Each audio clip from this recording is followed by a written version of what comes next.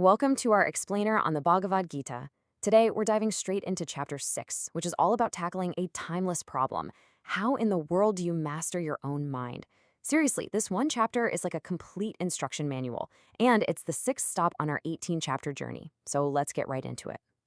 Right here on the battlefield, the legendary warrior Arjuna says something that just hits home for all of us, doesn't it? He's not talking about some enemy out there. He's talking about the battle raging inside his own head.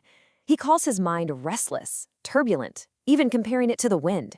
It's a struggle that's thousands of years old, but honestly, it feels like something you could read on social media this morning. And that really sets up the big question, right? If a warrior like Arjuna finds this whole thing so incredibly difficult, what hope is there for the rest of us? Well, this is where Lord Krishna steps in. And he doesn't just offer some vague words of comfort. He gives a practical, step-by-step blueprint for actually winning this internal war. Okay, so first things first, if you want to win a battle, you've got to know the terrain. Krishna kicks things off by explaining what's at stake, revealing that your mind isn't just one simple thing. It actually has this powerful dual nature.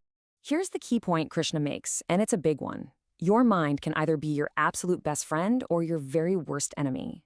The exact same mind that can bring you peace can also create total chaos.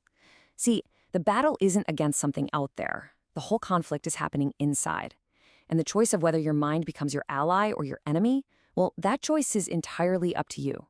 Now, what I find so amazing about this chapter is that Krishna's advice isn't just some abstract philosophy. He gives us a remarkably practical, step-by-step guide. You can almost think of it as a kind of spiritual technology for recalibrating your mind. I mean, look at how specific this is. It's a super clear path. First, you control your environment. Find somewhere quiet.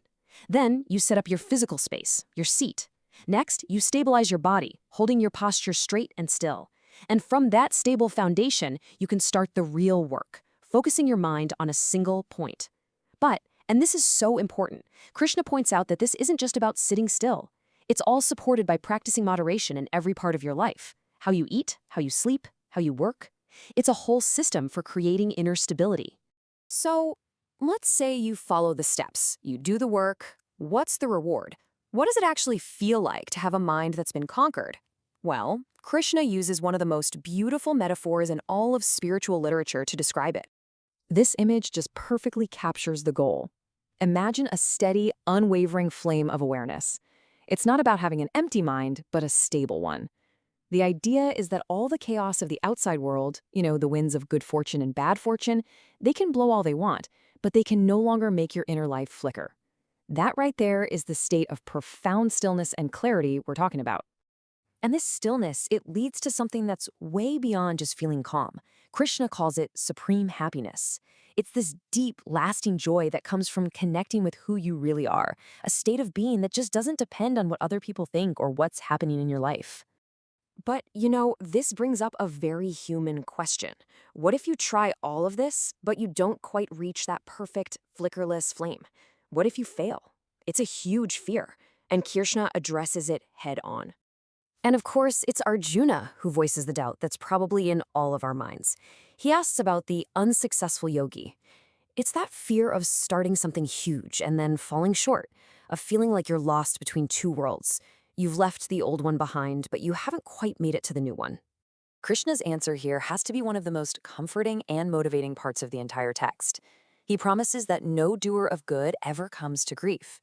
As you can see, the journey doesn't just crash and burn if you don't succeed in one lifetime. Your spiritual progress is basically saved. After this life, you're reborn into a family and an environment that gives you the perfect setup to just pick up right where you left off. Just think about that for a second. What that means is that every single attempt you make, every single moment you spend trying to steady your mind, it builds a kind of spiritual momentum. And this momentum is so powerful that it carries you forward in the next life almost automatically. No effort is ever wasted. And so Krishna wraps up the chapter with this incredibly powerful, direct command. He says that the path of the yogi, the person who really strives to master their inner world, is superior to all other paths. It's not a suggestion. It's a clear call to action for Arjuna and for any of us seeking a life of real meaning and purpose. So if we boiled chapter 6 down, it's this. The path to mastering your mind is practical, the reward is a peace that's beyond understanding, and no sincere effort you make is ever lost.